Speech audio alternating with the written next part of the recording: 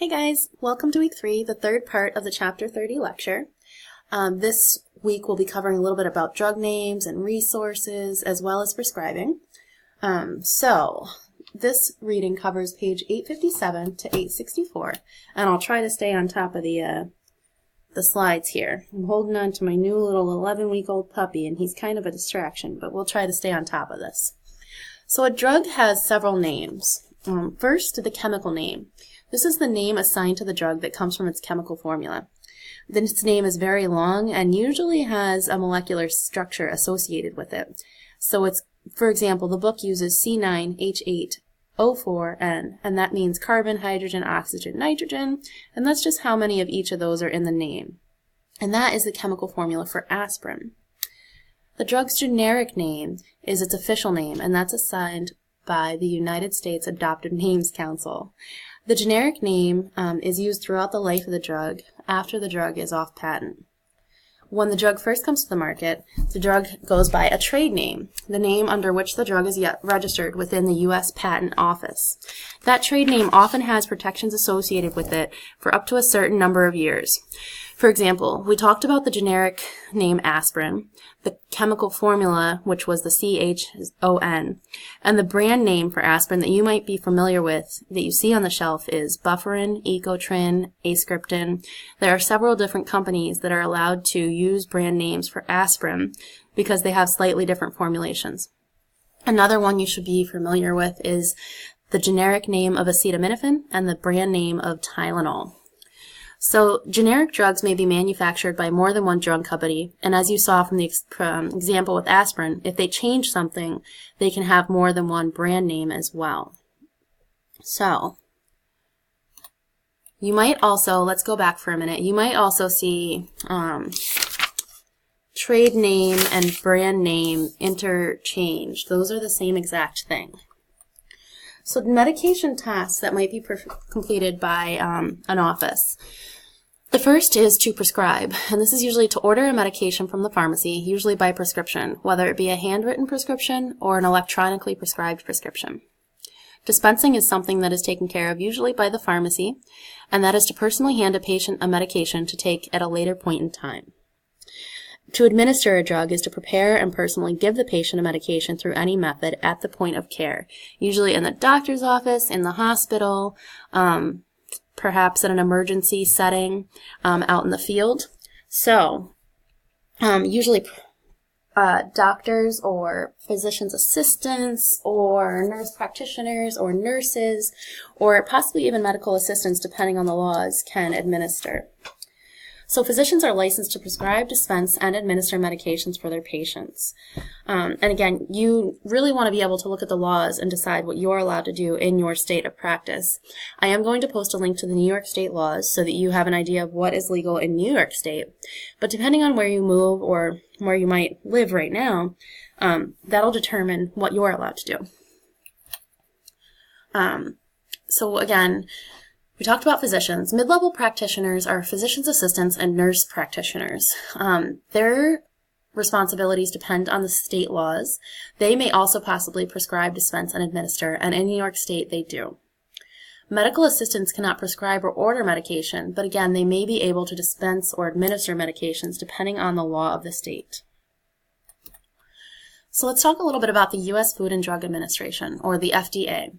The FDA establishes standards for pharmaceutical companies in development and sale of prescribed and over-the-counter medications, or OTC. Drug companies must gain FDA approval before their drugs can be sold to consumers, and this process takes a lot of time and money. So whenever you wonder why a drug costs so much, just keep in mind all of the studies and the staff that it took to collect the information, run the study, recruit patients. So this is why drugs cost so much. So they must determine that the drug is safe and effective, do animal testing and human testing. And upon FDA approval, exclusive production can be granted for 7 years for an orphan drug, which means a drug that there is nothing else like it on the market, or 5 years for new chemicals of an existing drug class. For an example, you've heard of statin. So if there was a new statin to become available, it's not unique to the market, so it's only going to get 5 years under its brand patent name. The total length of the patent is 20 years after filing. So the drug may be filed but not make it to the market until 10, 15 years later. So this may be confusing, and it's still confusing to me. I just try to pay attention as to when a drug is going off patent, because you know when it comes out as a generic, it should be less expensive.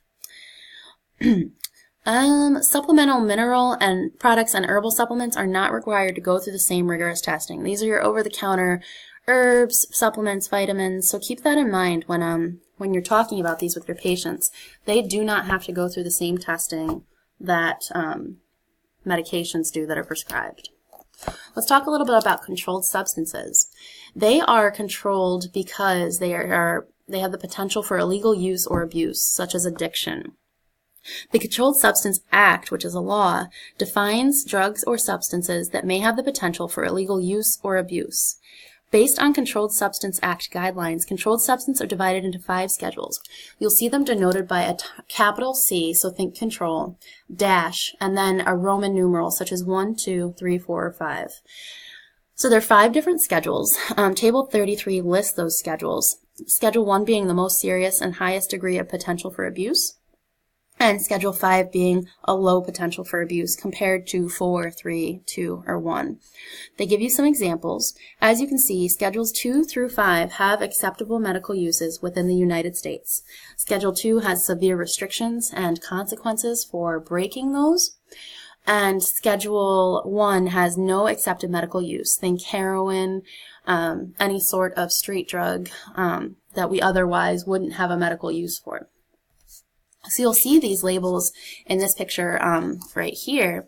They have a C and then that Roman numeral right there to denote that it's a controlled substance and it's Schedule 2. So in the future, if we come across the Drug Information Project, you'll have a column that says schedule. Not every drug has a schedule. Only controlled substances such as pain relievers, seizure medications, some sleep medications, some anti-anxiety medications are controlled substances. Things like blood pressure medications, cholesterol medications are not controlled substances, so keep that in mind. Storage of controlled substances, they should be kept separate from other drugs and must be stored in a secure cabinet or drawer. Medical facilities that house large amounts of Schedule 2 drugs or that are located in high crime areas usually have more stringent storage specifications. So in a pharmacy, you might see certain controlled substances out on the shelf, but that's because the pharmacy locks its doors and has pretty great security systems in place to prevent theft. However, all of their C2, Schedule 2 drugs are locked up in a safe that only the pharmacist has the key to. Record-keeping requirements. These are pretty strict. I'm going to have you go through these on your own. So that might be what a safe looks like, by the way. I want you to be familiar with the names of the forms that they talk about, like the DEA. I believe they talk about them. Thought I saw them somewhere possibly in your study book, but let's go through the record-keeping requirements real quick since it doesn't look like those forms are in there. So DEA requires full inventory completed every 2 years. Monthly inventories must be performed, and witnesses should be present. These are documented in a special log anytime controlled substances are received, dispensed, or administered, so you keep a running total.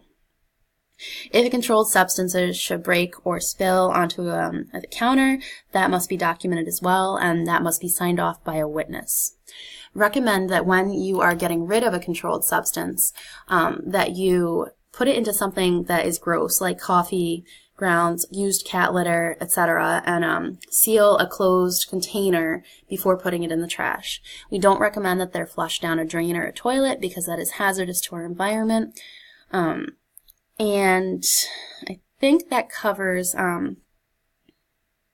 basic controlled substance record keeping.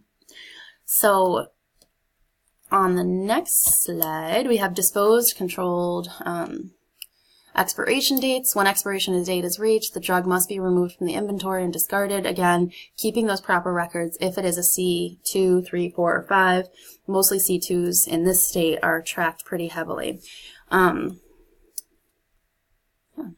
So there's where the DEA Form 41 comes in. That's what we use for disposing of controlled substances. That form has to be completed and sent to the DEA so that they know exactly why you may or may not have the exact amount that you're supposed to have on your shelf.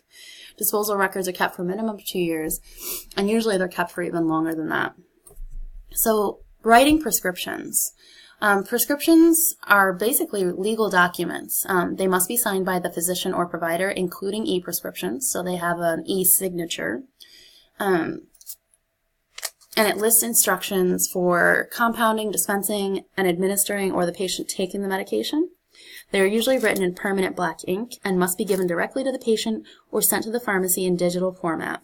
We don't really do too many faxes anymore. That's kind of a thing of the past. But more and more we're seeing CPOE, or computerized physician order entry. So the role of the medical assistant may be to write the prescription under the direction of the physician for medications that are non-scheduled, or possibly 3 through 5, depending on laws.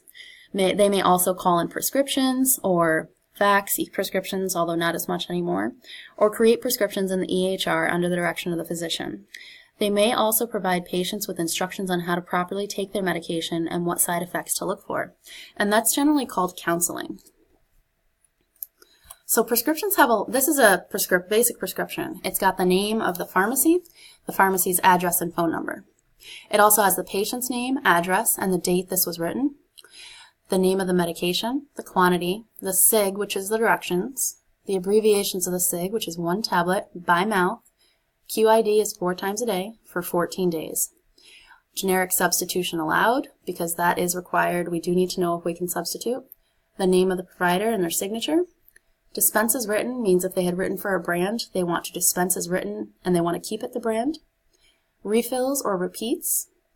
And label, direction to the pharmacist to label the medication appropriately, which isn't even an option anymore, so I'm not quite sure why it's still on there. If we don't label medications appropriately, that's considered fraud, or fraudulent prescribing, fraudulent dispensing. So again, the role of the medical assistant will vary according to state law and office policy. Be familiar with whatever state you're practicing in. We've covered a little bit of this already.